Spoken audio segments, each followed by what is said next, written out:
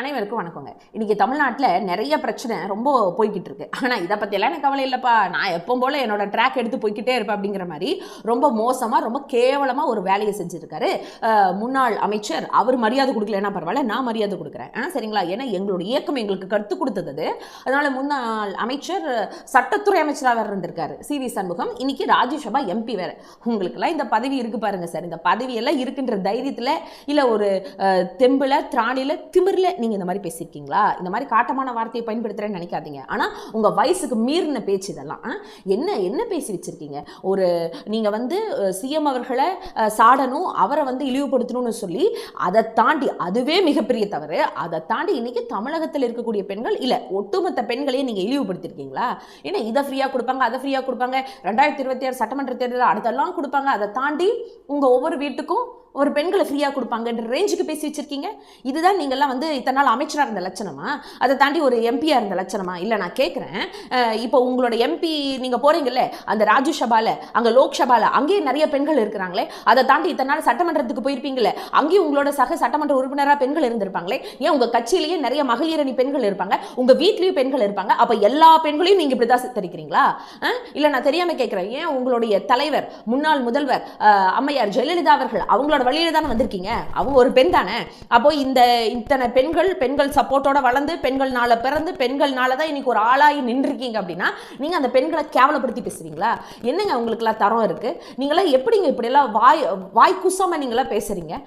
ஒரு மைக்கு கிடைச்சிருச்சு, ஒரு மேடை கிடைச்சிருச்சு, 4 பேர் சிரிக்கணும், இல்லை ஒரு நல்ல மனிதரை கேவலப்படுத்தணும் அப்படின்னு மாதிரி நினைச்சது நீங்க ஒட்டுமொத்த பெண் இனத்தையே கேவலப்படுத்துறீங்களா? இதுதானே ஆண்கள் வர்க்கத்தினுடைய ஒரு மிகப்பெரிய ஒரு ஆணவம் மாதிரி இருக்கு.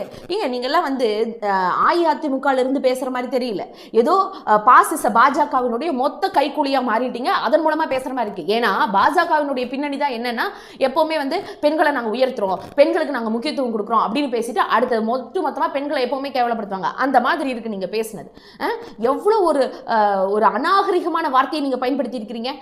இலவசமா வீட்டுக்கு எல்லாத்துக்கும் மனைவிகளை கொடுப்பாங்க அப்படின்னா என்னங்க, என்ன வார்த்தை இதெல்லாம்? இன்னைக்கு இலவசம்னா என்னன்னு தெரியுமா சார் உங்களுக்கு? திராவிடம்னால என்னன்னு தெரியாது. ஃபர்ஸ்ட் இந்த திராவிட சித்தாந்தத்தில் எதற்காக ஒரு இலவசம்ன்ற ஒரு விஷயம் வந்துச்சு, அந்த இலவசத்தினால இன்னைக்கு எத்தனை பேர் பயனடைஞ்சிருக்காங்க. அதை தாண்டி தமிழ்நாட்டில் இந்த இலவசங்கள் வந்து இன்னைக்கு அடித்தட்ட மக்களினுடைய தரத்தை எந்த அளவுக்கு மேல உயர்த்தி இருக்கு.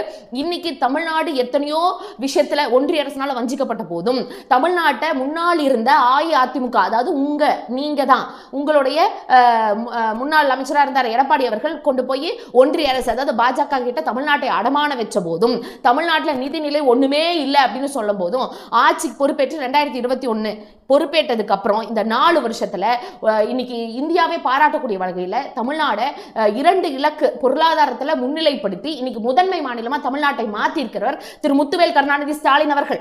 யாருனாலும் இதை மறுப்பு சொல்லவும் முடியாது. ஏன் நீங்க செஞ்சு காமிச்சிருக்க வேண்டியதானே? இல்ல இதுல நான் இன்னொன்னு கேட்கிறேன், நீங்க பெண்கள் இவ்வளவு கேவலப்படுத்தி பேசுனீங்க.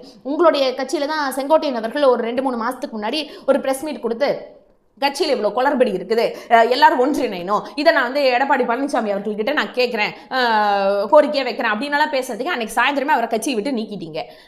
அப்போ நான் என்ன கேட்குறேன், இன்னைக்கு இங்கே சி.வி. சண்முகம் அவர்கள் சிஎம் அவர்களும் இழிவாக பேசியிருக்கிறாரு. அதை தாண்டி ஒரு பாமர மக்களுக்கு கொண்டு போய் சேர வேண்டிய, அதாவது கொண்டு சென்றுட்டு இருக்கக்கூடிய இந்த இலவசங்களை இழிவுபடுத்துற மாதிரி பேசியிருக்காரு. அது எல்லாத்துக்கும் மேல மிகப்பெரிய ஒரு கண்டனம். பெண் இனத்தையே கேவலப்படுத்தி பேசியிருக்காரு எடப்பாடி பழனிசாமி அவர்கள். மன்னிச்சிருங்க, சிலுவம்பாளையம் பழனிசாமி அவர்கள் என்ன பண்ணிட்டு இருக்காரு? அந்த பச்சை பஸ் எடுத்துட்டு இன்னும் ஊரூரா சுத்திட்டே இருக்காரா?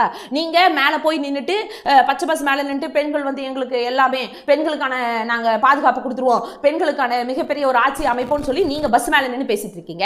தரையில நின்று மைக்க பிடிச்சிட்டு உங்க கட்சியில் இருக்கிற சி.வி. சண்முகம் அவர்கள் பெண்களையே கேவலப்படுத்துற மாதிரி பேசியிருக்காரு. இதுக்கெல்லாம் என்ன நடவடிக்கை எடுப்பாரு? சிலுவம்பாளையம் பழனிசாமி அவர்கள் என்ன நடவடிக்கை எடுப்பாருன்னு நான் கேட்கிறேன். உங்களுக்கு என்ன அவ்வளோ அசால்ட்டா இருக்காங்க? ஒரு பெண்கள்னா இன்னைக்கு கஷ்டப்பட்டு முன்னேறி இன்னைக்கு படிப்புல வசந்து வீட்டிலிருந்து தன்னுடைய தரத்தை உயர்த்திக்கிட்டு இவ்வளோ கஷ்டப்பட்டு நாங்கள் இன்னைக்கு வேலைக்கு போய் எல்லா தடைகளையும் மீறி முன்னேறி வரோம் அப்படின்னா இதற்கு இந்த திராவிட சித்தாந்தம் எவ்வளோ கஷ்டப்பட்டிருக்கும்.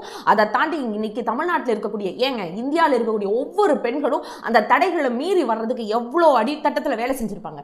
நல்லா புரிஞ்சுக்கோங்க, இது பெண்கள் நம்ம எல்லாம் யோசிக்கணும். ஏங்க எங்களுக்கு கொடுக்குற உரிமை தொகையும் இன்னைக்கு இலவச விடியல் பயணமும், அதை தாண்டி இன்னைக்கு மகளிர் குழுக்களுக்கு இத்தனை விதமான சலுகைகளை கொடுத்ததும் இதெல்லாம் உங்க கண்ணு உறுத்துதா சார்? இன்னைக்கு பெண் பிள்ளைங்க படிக்கணும் அப்படின்றது சதவீதத்துக்காக புதுமை பெண் திட்டம் கொடுத்திருக்காங்க. இன்னைக்கு பெண்களுக்கு வேலை வாய்ப்பு கிடைக்கணும்ன்றதுக்காக அந்த வேலை வாய்ப்புல சதவீதத்தை ஜாஸ்தி பண்ணியிருக்காங்க. அதை தாண்டி இன்னைக்கு அரசியலுக்கும் பெண்கள் வரணும். அதான் உங்களுடைய முன்னாள் முதல்வர், அதாவது உங்களுடைய புரட்சி தலைவி அவர்கள் மாறி எல்லாரும் புரட்சி தலைவியா வரணும்ன்றதுக்காக எங்களுடைய தலைவர் திரு மு.க. ஸ்டாலின் அவர்கள் இன்னைக்கு உள்ளாட்சி அமைப்புகளிலும் கூட 50க்கு 50% எங்களுக்கு கொடுத்தாங்க.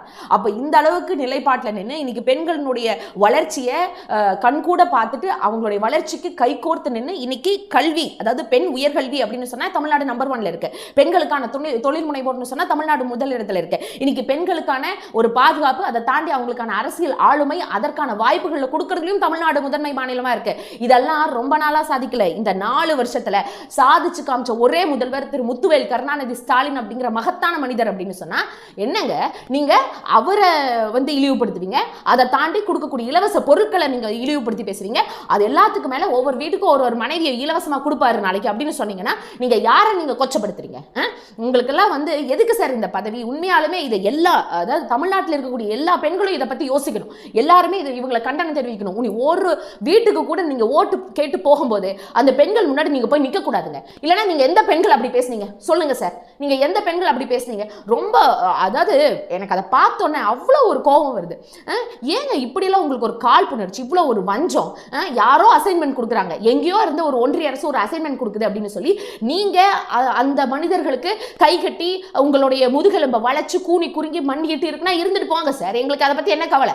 நீங்க உங்களோட எவ்வளவு மான மரியாதை வேணா விட்டு கொடுங்க. எங்களுக்கு சுயமரியாதை இருக்கு, எங்களுக்கான நிலைப்பாடு இங்க இருக்கு. அதை நீங்க தட்டி கேட்கிறோம், அதை கொச்சைப்படுத்திருக்கோம். சி.வி. சண்முகம் அவர்களுக்கு என்ன உரிமை இருக்கு? இல்லை நான் கேட்குறேன். இதை கேட்டுட்டு கிட்டத்தட்ட இவர் இதை பற்றி பேசி 12-15 மணி நேரத்துக்கு மேலே ஆச்சு. இதை கேட்டுட்டு சிலுவம்பாளையம் பழனிசாமி அவர்கள் ஒரு ஆக்ஷன் எடுக்காமல் சும்மா இருக்கீங்க அப்படின்னு சொன்னால் நீங்களா மக்களை காப்போம் தமிழகத்தை மீட்போம்ன்ற போராட்டத்தில் இருக்கீங்க. உங்களால் ஒன்றுத்தையும் காப்பாற்ற முடியாதுங்க. அதை தாண்டி உங்கள் கட்சியில் இருக்கவங்கள கூட உங்களால் உங்கள் கட்டுப்பாட்டில் வைக்க முடியாது. ஃபர்ஸ்ட் கட்சியே உங்கள் கையில் இருந்தால் தான் நீங்கள் அதை செய்வீங்க சிலுவம்பாளையம் பழனிசாமி அவர்களே. அதை தாண்டி எதுக்கு தெரியுமா வெக்கி தலை குளிக்கணும்? சி.வி. சண்முகம் அவர்களே நல்லா கேட்டுக்கோங்க. ஒரு திராவிட சித்தாந்தத்தில், ஒரு திராவிட பாரம்பரியத்திலிருந்து வந்த ஒரு கட்சி திமுகவும் அஇஅதிமுகவும், நல்லா புரிஞ்சுக்கோங்க. அஇஅதிமுக அதுதான் உங்க கட்சி. நீங்க நினைச்சிட்டு இருக்கீங்க பிஜேபி தான் உங்க கட்சின்னு. அது இல்ல. இன்னைக்கு அந்த கட்சி மீட்டிங், அதாவது பழனிசாமி அவர்கள் பஸ்ல அந்த பிரச்சாரம் போறாரு இல்லையா, அந்த இடத்துல ரொம்ப மோசமா, இன்னும் காட்டமாவே சொல்றேன், ரொம்ப கேவலமா வேற ஏதோ புதுசா வந்த ஒரு நடிகரோட கட்சி பறக்குது. அதை நல்லா சிரிச்சுக்கிட்டே எடப்பாடி அவர்கள் புதுசா ஒரு கட்சி வரப்போகுது பாத்தீங்களா, அதுக்கான பிள்ளையார் சொல்லி போட்டோன்னு. இது அவமானம், இது வெக்கி தலை குனியணும். இதுதான் ரொம்ப பெரிய அசிங்கம். இதெல்லாம் நீங்க பாக்குறதுக்கு உங்களுக்கு வழி இல்லை, இதெல்லாம் தட்டி கேட்கறதுக்கு உங்களால முடியாது.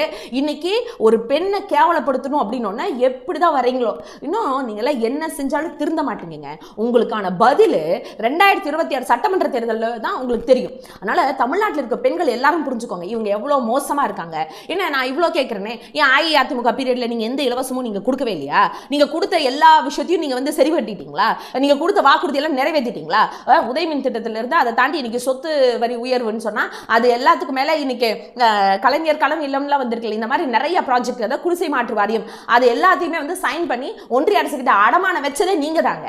இது எல்லாத்தையும் செஞ்சது நீங்க இவ்வளவு விஷயத்தையும் செஞ்சுட்டு கொஞ்சம் கூடி ஒரு மனசாட்சி உறுத்தாம, கொஞ்சம் கூடி நம்மனால தானே இன்னைக்கு தமிழ்நாட்டினுடைய நிலைமை இவ்வளவு மோசமா போயிடுச்சு, இன்னுமே ஒரு திராவிட சித்தாந்தத்தையும் முழுசா விட்டுட்டு அவங்க கிட்ட போய் கீழே காலில் விழுந்துட்டு இருக்கோமே, அமித்ஷா அவர்கள் காலையும் மோடி அவர்கள் காலையும் விழுந்துட்டு இருக்கோமே அப்படிங்கறதெல்லாம் யோசிக்காம இவ்வளோ கேவலமா நீங்க பேசுறீங்க அப்படின்னு சொன்னா இதை கண்டிப்பா மிகப்பெரிய ஒரு கண்டனத்துக்கு உள்ளாக்கணும்.